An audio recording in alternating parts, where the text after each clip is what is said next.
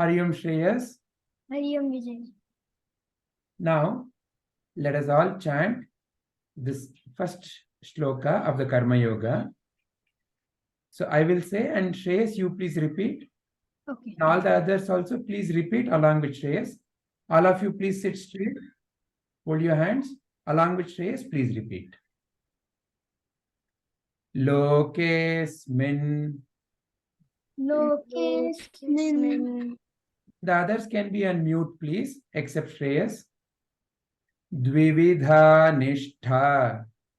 Dvi-vidhā niṣhṭhā. Pura prokta. Pura prokta. Maya nagha.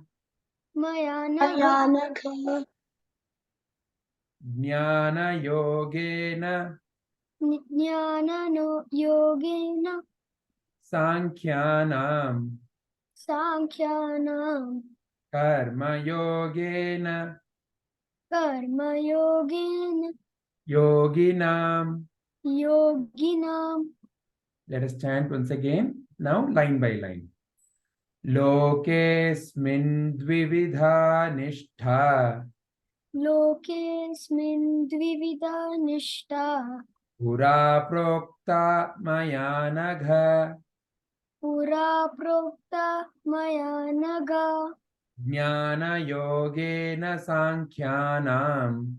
Jnana yogena sankhyanam. Karma yogena yoginam. Karma yogena yoginam. Excellent. Thank you very much. Can Aditya read out the meaning? O sinless one, the two paths leading to enlightenment were previously explained by me. The path of knowledge for those inclined toward contemplation, and the path of work for those inclined toward action. So, this is the very first shloka of the Karma Yoga. So, the previous chapter was called as Sankhya Yoga. Sankhya means knowledge. So, the path of the knowledge. So, path of knowledge. Knowledge towards what? Knowledge towards realizing the truth. Now, what is truth? So, what is the background of Bhagavad Gita? Arjuna was confused. He was terrified. He was anxious because he was in a war. So, he asked Sri Krishna, please guide me. You seem to be so peaceful all the time. You please guide me. What makes you so peaceful? Like that, for you and me, we may not be in the war field, but there may be some other situation. As students, your exam, or maybe fighting with some of your friends, or maybe something else that your parents say, like that, your mind may get disturbed with any of these things. So, how to remain peaceful and calm and handle any situation? That is the true value of Bhagavad Gita. So, is it only in theory? For example, electricity. What is electricity? If I were to ask you, you can probably give me an example. Electricity is what makes the light come up when I press the switch. Or electricity is what makes the computer work. Like that, you can give me some examples. But I may also ask you, okay, show me an example. Then what you will have to do, you'll have to connect, maybe let's say some wire into pin and connect it to a bulb and press the switch and the bulb will grow, right? So, knowledge is not enough just to know and remember, but you should be able to apply, is it not? So, in the Sankhya Yoga, Sri Krishna taught truth of this existence. What is the truth? That which does not change. See, last year you were all in some other grade. For example, today, let's say you're all in 5th grade or 6th grade or 7th grade. Last year, you may have been in 4th grade, 6th grade or 6th grade, some other lower grade, right? And maybe the classroom you used to sit in the school was different. But this year, the classroom may be different, the class may be different, and some of your friends may be different. But what is remaining the same? The friendship is remaining the same. The feeling of friendship with your friends is the same, whether they are with you or not. So like that, in life, there is truth, that which is not changing. And when you realize that, you'll be able to live your life peacefully, calmly, happily, whatever may be the circumstance. So in the Karma Yoga, Sri Krishna has started to teach how you can be free even when you are doing something. See, in life, for example, if your teacher says, next week you have to give me homework, I will give you 10 math problems. You have to complete them and you have to submit. When the teacher gives that homework, it is just information, is it not? You don't have to do it. But as the days go by, when let's say the day of submission comes, you have to now sit and do. You have to complete that homework and you have to submit. So if, let's say, you do not plan that activity, and if you have been postponing, at the last day is when all the pressure mounts, is it not? So how to do? You have to learn, is it not? So in a similar way, how to realize the truth even when you're doing something. I like my friend very much. I and my friend are very best buddies. But let's say the friend says something that you don't like. Then suddenly you may feel, no, I don't like my friend. I fought with him. Why? Because he said something different that I don't like. So like that, different kinds of differences can come when we are doing things in life. So how to realize the truth, how to realize the depth of the friendship, as an example, even when me and my friend are not agreeing on something. So all that is what Karma Yoga teaches us. How to be in freedom even when we have to do 100 things. So the first shloka that we are learning today, what is that Sri Krishna is teaching? Sri Krishna is teaching, in life, there are two paths for enlightenment. Enlightenment means what? To realize who you are truly and what is your connection to other beings in this world. The tree, the bird, the other people. And what is your connection to what we refer as the higher power or God. So enlightenment is having clarity about who am I, what is my connection to other beings and to God.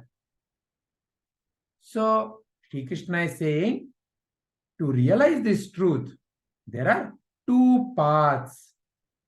One is through knowledge. You listen to the truth, then in your mind you contemplate, you think about it, and you come to the clarity. The other path is you do something to realize the truth. That is illustrated by this story. Some of you may know this story, so I'll briefly tell this story. So once with Shiva and Parvati, Subramanya and Ganesha were sitting. Narada Maharshi came and he had a very tasty mango. And he said, who wants the mango? Of course, both of them wanted the mango. All of you like mango, no? So both of them said, Ganesha and Subramanya said, I want. Narada said, okay, I'll have a competition. For example, in our Bhagavad Gita class, we have Prahlada cup, no? All of us would like to hold the Prahlada cup. But I have to deserve it, don't I? Then only it comes. So like that, Narada said, okay, I will give it, but there is a competition. What is the competition? He said, the one who takes 3 rounds of this world fastest will get this mango. As soon as he had said it, Subramanya took charge. You know, the vehicle of Subramanya is peacock, right? So he climbed peacock and he set forth to turn the world 3 times. Ganesha's, you know what is Ganesha's Ratha? The mouse, no, little mouse. So how fast can it go? And Ganesha himself is so heavy also. But Ganesha is a very, very intelligent fellow. So he thought about the question for a while. Then he said, I know the answer. He simply stood up, took 3 rounds of his father and mother, and he then went to Narada and he said, look, I have come around the world 3 times. Please give me mango. Narada asked, how come? He said, see, there are many ways by which I can answer. One of the way is my mother and my father are like God, and God is everywhere in this universe. And in my mother and father is the same essence. So by going past them, by going around them, I have traveled the world. Very good, very good. Any other way? He said, yeah. When you look at the world, what is anything made up of in the world? For example, if you take a book, so you see a book, right? You see a book. What is a book made up of? It is made up of, say, pages. Now, what is pages made up of? Page is made from wood. What is wood made from? It is made from some molecules. What is molecules made up of? Some atoms. What are atoms made up of? Some subatomic particles. What are subatomic particles made up of? Energy. So in one sense, everything in this world is nothing but energy. And my mother Parvati is the representation of that divine energy. And my father Shiva is that consciousness which is not changing. And all the things that are changing are nothing but energy. And the unchanging is my father Shiva. So Shiva represents consciousness and Parvati represents the energy. So by going around them, I have gone around everything. Narada was very happy. He gave the mango. And of course, Ganesha finished. After a lot of time, Subramanya came, rushing. Yay, give me mango, give me mango. But where was the mango? Track, gone. So, this is the story connected to this shloka. All right. So, what is that Sri Krishna is teaching us through this? Not that path of action is inferior, but what this story also is telling is that the path of the action to realize the truth takes a lot of time. Whereas the path of the knowledge is the shortest. So, to realize your true nature, the path of the knowledge is the fastest. But sometimes it may not be so easy to realize. So therefore, what Sri Krishna is saying is, for the ones who have the inner maturity to realize by knowledge, path of knowledge is better. And for the ones who still have to mature, the path of the action. So by serving others, by involving themselves in service of others, slowly, their mind can become peaceful and calm. Then they will also realize through knowledge. This is what Shri Krishna is teaching us here. So let me stop the explanation here. If anyone has a question, please raise your hand.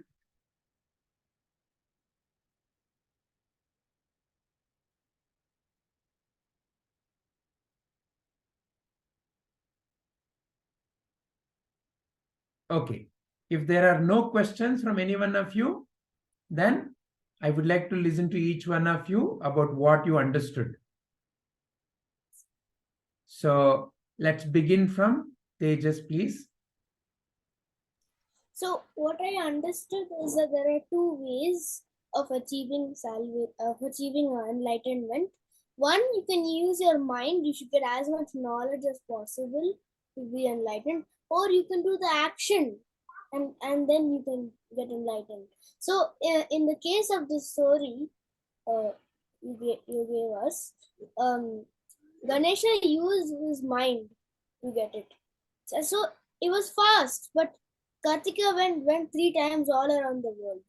So Ganesha used his smartness, whereas Kartikeya used his strength to go all around.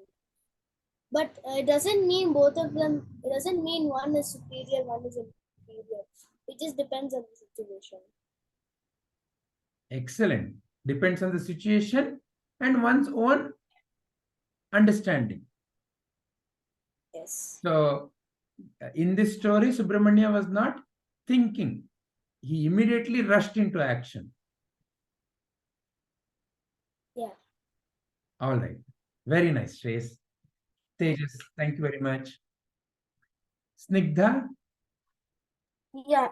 So what I understood was that what Krishna is telling that there are two paths which lead to enlightenment.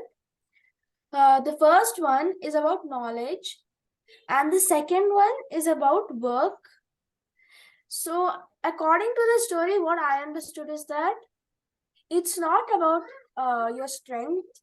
It is about how smart you act. So you told an example of like our teacher will give us 10 math questions as homework, and due date is like after 10 days, and you don't do in those 10 days and you do in the last day, and then you realize it will be too much pressure in your head. It's just like the example. So here Ganesha is acting smart and going around Shiva and Parvati as the world revolves around them. So this is what I understood. Excellent. Yeah. So here smartness means Ganesha understood the truth. So by understanding the truth, he applied. Like in the example you were just now trying to explain, if I have to complete 10 lessons, and if that is what the teacher has given, what is that I need to do? Snigdha? Vijayji, you should do it in the day before the due date, so like it doesn't be like pressure on the last day. So if let's say I have 10 days and I have 10 lessons to complete, what would be the best thing to do? If the lessons are big, then you can do one lesson every day. But if the lessons are small, you can do two lessons every day. So like that, I have to learn how to plan, is it not? Yeah. If I plan and if I know how I have to achieve whatever I need to achieve, then there won't be pressure. Yeah. So one is the path of Ganesha, or otherwise, if I keep on postponing, then it is a path of Subramanya. At the last minute, I have to rush. Thank you very much, Sigdha. Shreyas? Yes, I understood from this there are two paths to enlightenment. like one is by smartness and one is from physical means physically. So here in by this story, Ganesha, like Narayana said, whoever does 3 rounds of the universe first gets the food.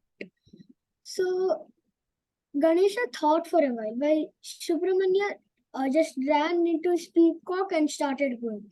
He didn't think for a while, but Ganesha thought, uh, if my parents are everywhere, my parents are God, and gods are everywhere. So what if I take 3 rounds of my parents, and it will be it will be 3 rounds for the world. So Ganesha thought for a while. So he used his smartness while Subramanya jumped into his peacock and just directly went. He didn't even think of something. That's what I understood. Very nice, Shreyas. Thank you. Okay. Vidisha? Yes, what I understood from this is that smartness is better than hard work. Or hard so like smart work is better than hard work.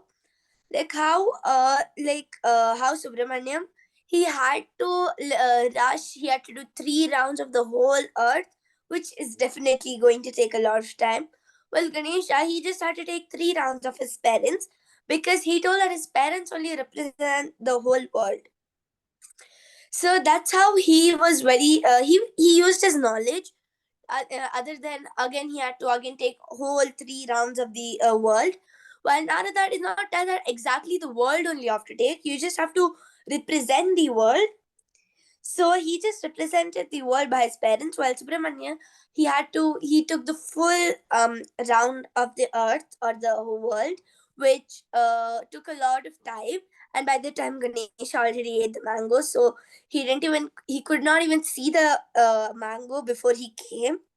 So that's the thing that I learned from this shloka. Very nice. Thank you, Vidisha. Kirtana? Yes, Vijayji. So what I learned is in life there are two paths to reach enlightenment, that is Gnana Yoga and Karma Yoga. So Karma Yoga takes a bit more time, whereas Gnana Yoga is the shortest path to reach enlightenment. So we can understand it from the story wherein Ganesha and Subramanya were asked to go around the world 3 times. So Ganesha considered his parents as the world, so he went around his parents 3 times. So Gnana Yoga, Ganesha used his Gnana to go around his parents 3 times, and therefore we can say that Gnana Yoga takes less time, but both are equally important. Correct. Very nice. Thank you very much, Kirtana. Thank you. Akshat? I actually understood that that I can say like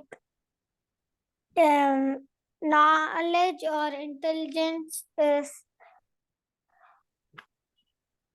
the easiest and fastest path to reach enlightenment Very nice. or to do any work. Very nice. Correct. Because Ganesha thought about it for a while, he could get the mango. Excellent. Excellent. Very nice. Thank you, Akshat. Raghavi? Yes, Vijayji. So I understood that you can gain enlightenment or clarity through two ways, either through knowledge or action. So when you use knowledge to gain clarity, you basically think about something and then you do your action. Whereas when you use your action, you just directly go into doing something. For example, as you told, Ganesha used knowledge to complete the task, which was go around the world 3 times. To him, his parents were his words, so he went around his parents thrice. And uh, Subramanya, he thought that he actually had to go through the like around the world thrice, so he did that, which took a lot of time. So it's better that you use your knowledge to do something much rather than just jumping into action. Excellent, excellent, Raghavi. Thank you very much. Niṣhṭhā? Here, Subramanya acted like physically, and Ganesha, on the other hand, used his knowledge. He thought before he acted. Like they say, like think before you act. Like that. Subramanya traveled the whole world 3 times, and on the other hand, Ganesha just took his parents as the whole world. Like he went through the parents, and then he used his knowledge and didn't have to go to the whole world. Very nice. Thank you, Niṣhṭhā. JJ, I want to add one more point. Yeah, please. Yeah, so what I wanted to say is, you have to always use your knowledge before you jump to conclusions quickly. You should not jump to conclusions quickly. Correct. So tell me, which comes first? Your thinking or your action? Thinking. So therefore, when you think clearly, then action will be clear. Yeah. Very nice. How about Megha?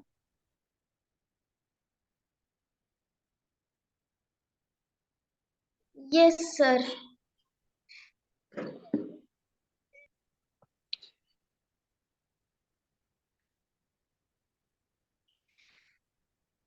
Go ahead, Megha.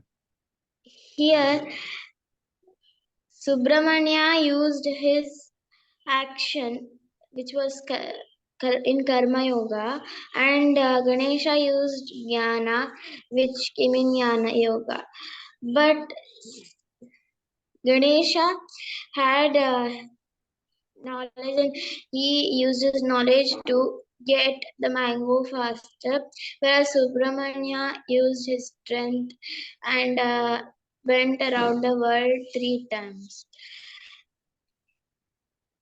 So Jnana, both are equal, but if you use knowledge, then you may get to save time. Very nice. Thank you, Megha. Shriyans?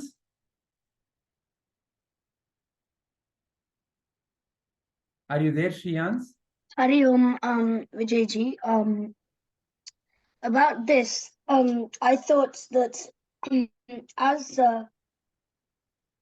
the story goes, that Narada offered a mango, and then each of them took a different path, Jnana Yoga and Karma Yoga. I feel that in this instance only, that waiting and thinking for a better option would be better than going off suddenly. However, in a different story, it might have been better to use the Karma Yoga option.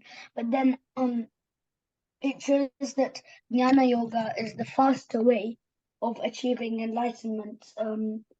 But if that isn't an option for you, use Karma Yoga as well for another path. Very nice. Can you think of an example? For what, Vijayji?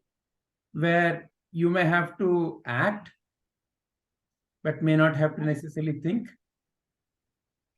Yes. Say that there's a big forest fire and your house, and say that you've been walking through the forest, say, and instead of and like the fire is right behind you, instead of stopping and thinking for like 2 hours, oh, there's a forest fire, should I call the police or run away? You should just run away in that instance and then call the police, rather than stopping and thinking, because a bad fate would have awaited you if you do that. So it depends on the situation. Good example. Good example. But let me prompt a question there. So you decided to run away and later call the police because you already had the knowledge that when there is fire, that it can burn. If imagine you had never seen fire, you did not know what fire is, then would you even have chosen the option of running or calling the police? Probably not. So therefore, what came first, knowledge or action? Knowledge. However, what happens is when you keep applying the knowledge in a given situation, you may become so fast that it may feel like there is no difference or distance between your thinking and your action. Do you play any sport, Shriyans? Cricket mainly. Cricket, okay. So are you a batsman or a bowler, or what kind of a position you play? All-rounder. You're an all-rounder. But which one do you like the most among different positions? Probably batting. Probably batting. Okay, all right. So now, when a fast ball is coming at you, you may think, it may look like, you don't even have to think, somehow you seem to know whether to hit the shot or to defend or to leave the ball. So many options are there, right? Yes. But how these actions have come into you?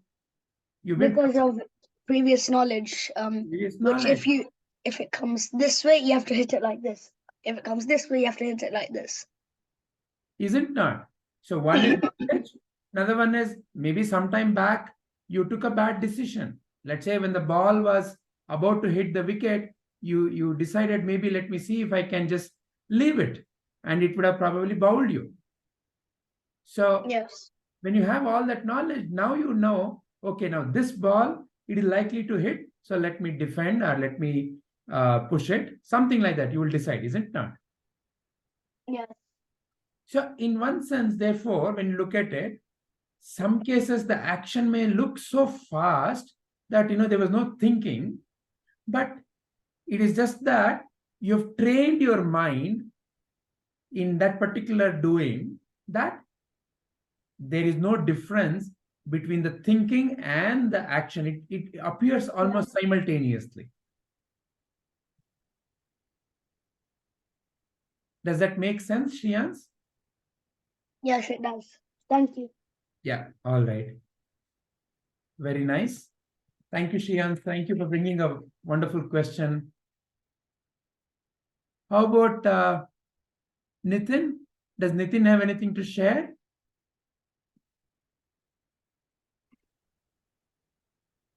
Nitin, are you there?